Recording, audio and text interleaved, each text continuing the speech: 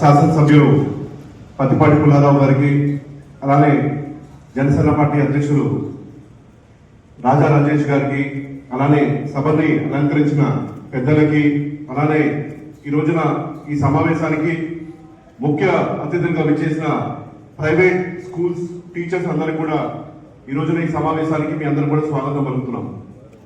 సమావేశ ముఖ్య ఉద్దేశం ఇప్పుడు ఉమ్మడి గుంటూరు కృష్ణా జిల్లా ఎమ్మెల్సీ గ్రాడ్యుయేట్ కాన్స్టిట్యున్సీకి కూటమి తరఫున అభ్యర్థిగా నిలబడుతున్న ఆలపాటి రాజేంద్ర ప్రసాద్ గారికి మీరందరూ కూడా మీ మీ ఓట్లు వేస్తూ మీరు ఎవరినైతే ప్రభావితం చేయగలుగుతారో వాళ్ళందరూ కూడా ప్రభావితం చేసి కూటమి అభ్యర్థి ఆలపాటి రాజేంద్ర ప్రసాద్ గారి గెలుపుకి మీరందరూ కూడా తోడ్పడాలని చెప్పి మీ అందరూ కూడా కోరడానికి ఈ రోజున ఈ ఆత్మీయ సమావేశాన్ని మేము ఏర్పాటు చేయడం జరిగింది.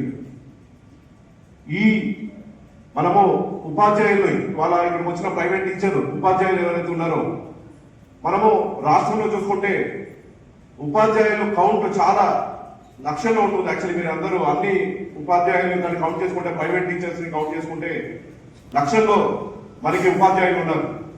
గతంలో కూడా తెలుగుదేశం పార్టీ కూటమి గెలుపుకి మీరందరూ కూడా మాకు సహకరించారు. అందుకనే ఇంత అద్భుతంగా చాలా భారీ మెజార్టీతో అక్కడ ఉన్న ప్రజాప్రతినిధులు అందరూ కూడా గెలిచారు. ఇవాళ తెలుగుదేశం పార్టీ కూటమి ప్రభుత్వం అధికారం వచ్చిందంటే దానికి కారణం, దాంట్లో ముఖ్య పాత్ర మీరు కూడా ఉంటుందని ఖచ్చితంగా నేను గట్టిగా నమ్ముతున్నాను. చాలా సమస్యలు ఉన్నాయి, ప్రైవేట్ టీచర్స్ కూడా చాలా సమస్యలు ఉన్నాయి. అంటే గవర్నమెంట్ టీచర్స్ అందరూ ఒక యూనియన్స్ గా వాళ్ళు ఉండి వాళ్ళ ప్రతిపాదన వాళ్ళ అంటే పే స్కేల్ రివిజన్ కానివ్వండి, అలానే ఐఆర్ కానివ్వండి, ఇవన్నీ కూడా వాళ్ళ ప్రతిపాదనని వాళ్ళు చాలా గవర్నమెంట్ పంపిస్తున్నారు. కానీ ప్రైవేట్ టీచర్స్ కి ఎటువంటి అంటే వాళ్ళ సమస్యల్ని అడ్రస్ చేయడానికి ఎటువంటి మీడియం లేదు. డెఫినెట్ గా ప్రైవేట్ టీచర్స్ పడుతున్న సమస్యలన్నీ కూడా డెఫినెట్ గా అడ్రస్ చేసే విధంగా మీ అందరితో కూడా డెఫినెట్ గా రానున్న రోజుల్లో కూడా ఇంకా చర్చలు జరుపుతాము. అలానే ఆలపాటి రాజేంద్ర ప్రసాద్ గారు కూడా ప్రైవేట్ టీచర్స్ పడుతున్న సమస్యలకు డెఫినెట్ గా ఆయన దృష్టికి ఇప్పటికే రావడం జరిగింది. డెఫినెట్ గా అవన్నీ కూడా శాసన మండలిలో అడ్రస్ చేస్తారు. అలానే మీకు ఏ సమస్య ఉన్నా కూడా ఆ సమస్య పరిష్కరించడానికి ఇక్కడ స్థానిక శాసనసభ్యులు పత్తిపాటి పుల్లారావు గారు కూడా డెఫినెట్ గా వాటిని పరిష్కరించే విధంగా మేమందరం కూడా మీకు తోడ్పడతాం. కానీ ఇవాళ ఈ శాసన మండలి ఎలక్షన్ లో మీ అందరి సహకారం మాకు ఖచ్చితంగా అవసరం. ఇక్కడ వచ్చిన వాళ్ళు కాకుండా ఇంకా చాలా మంది ఉంటారు మీ ప్రైవేట్ టీచర్స్ అసోసియేషన్ లో. డెఫినెట్ గా వాళ్ళందరూ కూడా చెప్పండి. ఇక్కడ జాఫర్ గారు వచ్చినారు, ఆయన కూడా నేను కోరుతున్నాను. ఈ మీడియా ద్వారా మేము మీ అందరూ కూడా అభ్యర్థించేది ఒకటే, మీ సహకారం మాకు చాలా అవసరం. తెలుగుదేశం పార్టీ కూటమి గెలిచింది, ప్రభుత్వం ఏర్పడింది. ఏర్పడిన తర్వాత వచ్చిన మొట్టమొదటి ఎలక్షన్ ఈ శాసన మండలి ఎలక్షన్. ఖచ్చితంగా రాష్ట్రాన్ని ముందుకు తీసుకెళ్లే విధంగా నారా చంద్రబాబు గారి అడుగులు ఉన్నాయి.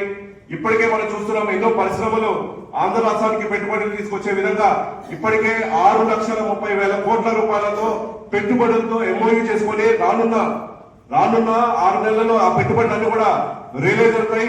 అవి అయిన తర్వాత డైరెక్ట్ ఎంప్లాయ్మెంట్ 4 లక్షల మందికి డైరెక్ట్ ఎంప్లాయ్మెంట్ ఉంటుంది, ఇండైరెక్ట్ గా 10 లక్షల మందికి ఎంప్లాయ్మెంట్ ఉంటుంది.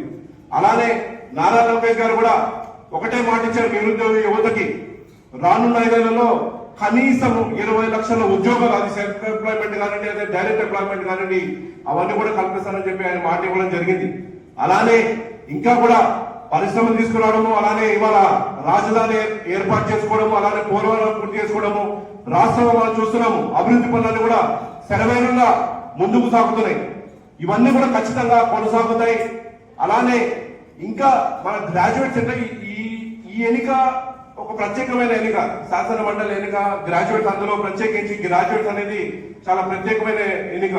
దీనిలో చదువుకున్న విద్యార్థులు అలానే మన ఉపాధ్యాయులు అందరూ కూడా దీంట్లో భాగస్వాములు ఉంటారు. మీకు ఇవాళ సమాజంలో జరుగుతుంది ఏంటి, గతంలో ఏం జరిగింది, గత 5 ఏళ్ళలో ఏం జరిగిందో అన్ని